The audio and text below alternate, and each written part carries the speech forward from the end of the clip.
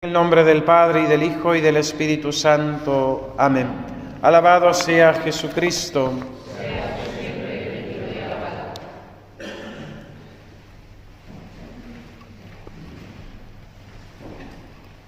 Estamos a 70 días de la celebración de la Pascua de Resurrección.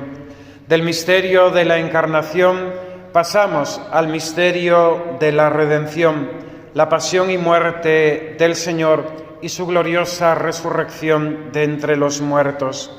Y la Iglesia, como madre, como pedagoga, como maestra, nos hace ir introduciéndonos en el santo tiempo de la Cuaresma, que nos prepara para la Pascua de una forma severa y austera mediante estas 3 semanas que preceden al miércoles de ceniza, el llamado tiempo de Septuagésima, por los 70 días que nos separan de la solemnidad pascual.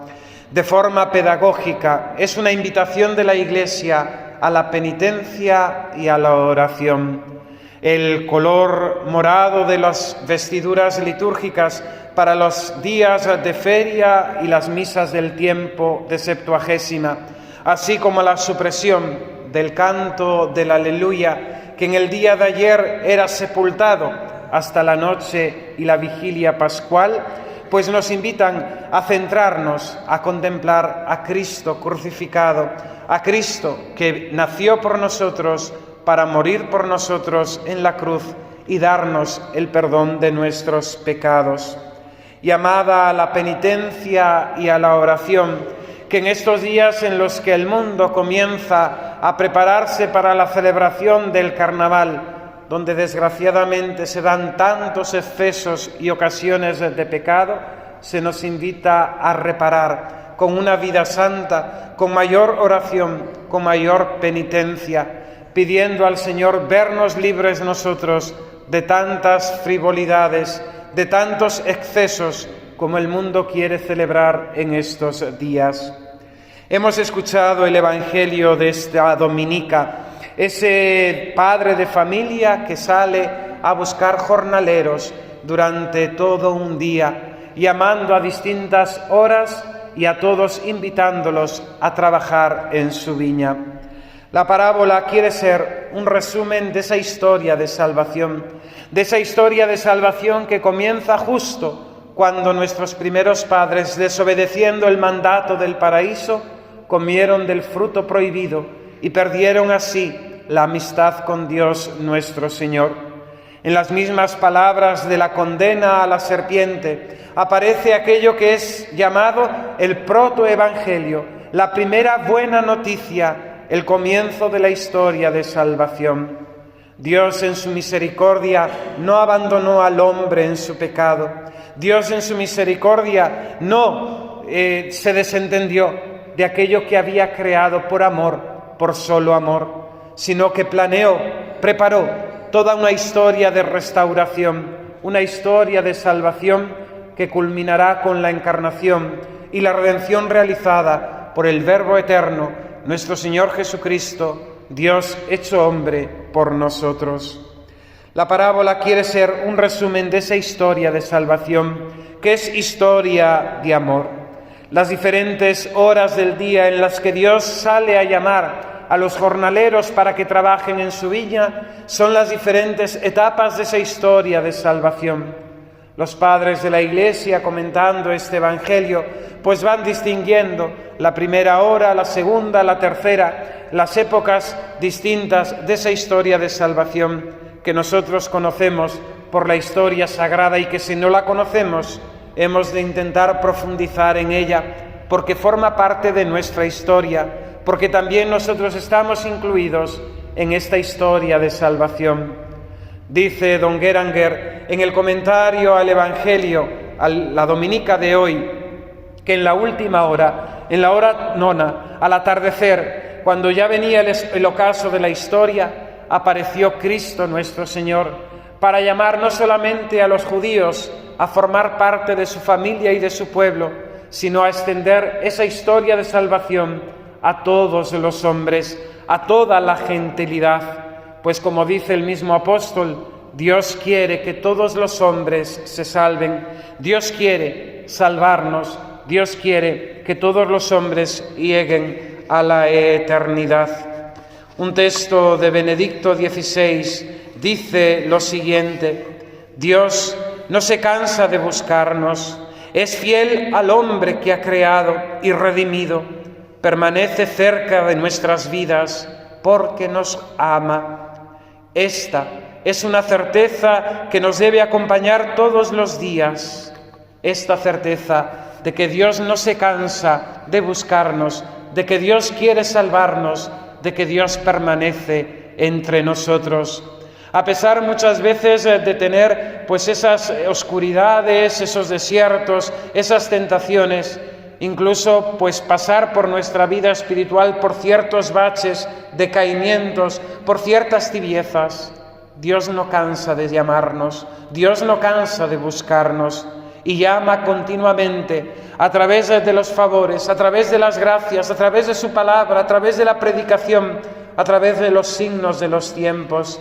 Dios llama al corazón del hombre para que le responda y encuentre en él su salvación. Esta última llamada y esta invitación a todos a formar parte de la familia de Dios, a que todos trabajen en su viña, provocará la reacción contraria, la reacción de protesta por parte de los trabajadores de la primera hora, que ante la generosidad del padre de familias, que a todos le da el denario de la vida eterna, que a todos quiere ofrecer la salvación, provoca ese rechazo y esa envidia. Esto nos hace reflexionar brevemente cuántas veces en nuestras comunidades cristianas, en nuestros grupos católicos, en nuestras parroquias, se vive esta misma situación de esas envidias a causa de los llamados a última hora, y que Dios ha querido, por su providencia y su misericordia, pues llamarlos también y concederles y gracias igual que a nosotros. Cuánto nos hace falta rezar esas letanías de la humildad para realmente practicar esta virtud y no considerarnos nunca por encima de nadie. Realmente aquellos que viven la humildad y aquellos que son amigos de Dios desean verdaderamente la salvación de todos, incluso de nuestros propios enemigos que nos han hecho el mal. Quizás podemos interrogarnos hoy cada uno de nosotros acerca de este deseo, si participamos de esta voluntad divina de que todos vengan a formar parte de la viña de Dios, o por el contrario, nos sentimos nosotros muy a gustos y a los que estamos sin este deseo, sin esta ansia, porque muchos vengan a la Iglesia, porque muchos vengan a la salvación. La fe cristiana es misionera por esencia. La fe cristiana es apostólica, está llamada a dar a conocer esta buena noticia. Todos hemos de sentirnos como ese comerciante de perlas, porque hemos encontrado en la fe el mayor tesoro. Jesucristo es la perla preciosa que ante tal hallazgo no podemos callarnos y hemos de desear comunicarlo a todos los hombres. Es cierto que nuestro deseo no ha de ser un deseo numérico para ser muchos más, en el sentido de que nuestro grupo o nuestra iglesia sea pues esa, la más numerosa, pero sí hemos de tener ese afán apostólico de que muchos vengan a salvarse, de que muchos vengan a Jesucristo. A veces se dice que la fe cristiana no ha de ser proselitista. La fe cristiana esencialmente es proselitista, porque la fe cristiana busca a todos los hombres, para que todos quieran, para que todos busquen, para que todos se salven, para que todos lleguen al conocimiento de la verdad. Esas diferentes horas de la parábola que podemos interpretar en el sentido de los padres de la Iglesia como las diferentes etapas de la humanidad, podemos aplicarlas también a nuestra propia vida personal. A diferentes horas Dios nos llama. Nos ha llamado a la primera hora, dándonos el don de la vida y concediéndonos la gracia de la fe por medio del bautismo. Es una primera llamada de Dios, que hemos de agradecerle todos los días, cuando abrimos nuestros ojos a la luz del sol. Gracias, Señor, por este nuevo día. Gracias, Señor, por haberme dado la vida. Gracias, Señor, por haberla sostenido, cuidado y protegido. Gracias, Señor, por el don de la fe. Pues el don de la vida junto al don de la fe son las gracias más importantes que Dios nos concede. Pero también hay diferentes horas en las que Dios nos va tocando, en las que Dios va llamando, en los que Él, a través de esas voces distintas que tiene, nos va invitando a convertirnos a Él, a amar más y amar mejor.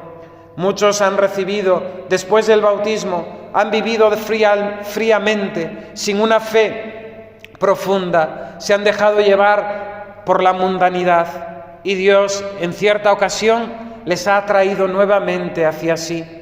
Pensemos en santos de la antigüedad que recibieron esa gracia de la conversión.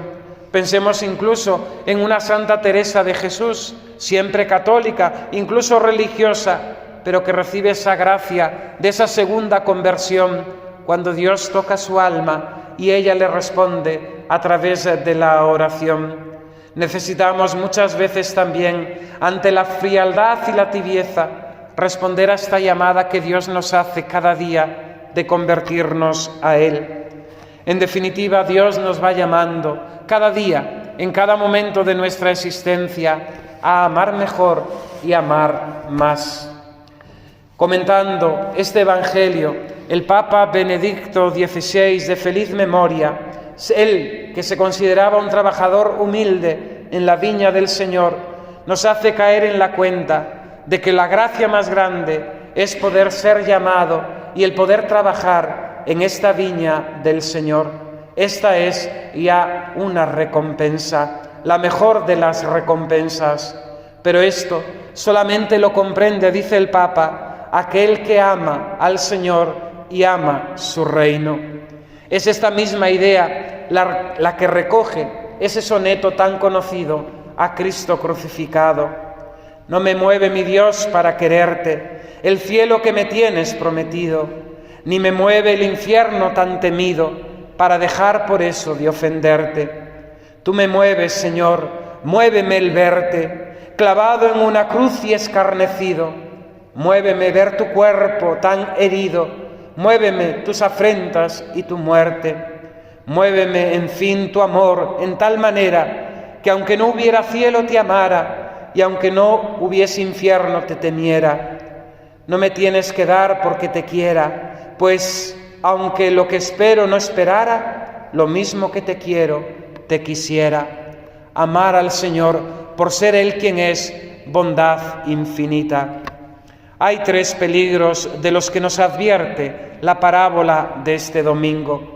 Y la primera es la falsa seguridad y confianza en nosotros mismos acerca de la salvación. Esa falsa confianza, esa falsa seguridad que nos lleva muchas veces a vivir de rentas, a vivir del pasado. Muchas veces nosotros, cristianos viejos, tenemos en cuenta pues todo lo que hemos hecho y trabajado, todo el esfuerzo y hemos cumplido. Hemos venido a misa todos los domingos, hemos cumplido con los preceptos de la Iglesia, etcétera, etcétera. Pero tenemos el peligro de abandonar nuestras prácticas cristianas, de hacerlas con frialdad, de hacerlas con tibieza, de caer en la rutina. Incluso esta falta de, vamos a decir, ascesis, nos lleva muchas veces a una ceguera espiritual y a considerarnos ya salvados, que lo tenemos todo hecho. En la viña del Señor siempre hay que trabajar y en la viña de nuestra alma tenemos una llamada continua a la ascesis. Eso es lo que aprendemos de los santos.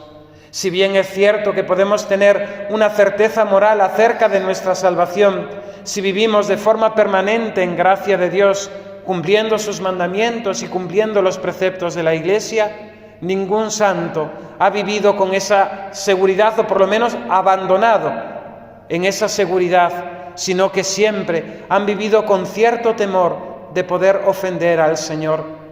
Dice Santa Teresa de Jesús en su libro Camino de Perfección, cuando comenta el Padre Nuestro, que una buena forma de andar siempre en la presencia del Señor es andar entre esos dos polos, el amor, el temor, la confianza y la desconfianza.